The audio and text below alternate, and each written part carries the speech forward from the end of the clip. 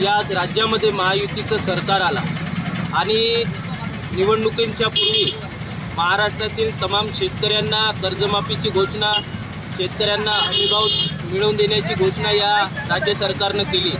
परंतु हे संपूर्ण राज्यात तर नाहीत, परंतु या गडचिरोली जिल्ह्यामधल्या सुद्धा शेतकऱ्यांना जो जिल्हा आकांक्षित जिल्हा म्हणून या केंद्र सरकारने सांगितलं आहे, अशा जिल्ह्यामध्ये गेल्या 3 महिन्यापासून येथील शेतकऱ्यांच्या धानाचे चुकारे मिळाले नाही। इथल्या शेतकऱ्यांना बुडानी फसलसाठी विद्युत पंपची त्या ठिकाणी व्यवस्था करून देण्यात आली नाही। या राज्याचे मुख्यमंत्री या जिल्ह्याचं पालकत्व स्वीकारले, पालकमंत्री म्हणून मोठ्या मोठ्या घोषणा या ठिकाणी करतील असे इथल्या शेतकऱ्यांना वाटत होता, परंतु गेली 3 महिने पालकमंत्र्याचा या जिल्ह्यामध्ये ठाम पत्ता नाही।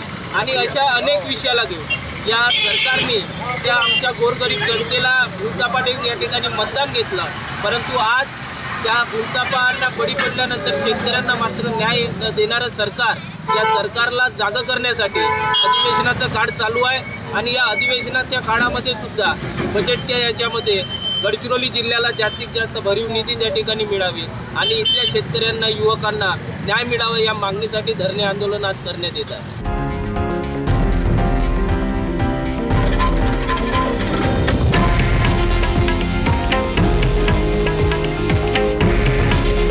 हे आहे देशातील नंबर 1 न्यूज नेटवर्क आणि आपण पाहत आहात TV9 मराठी।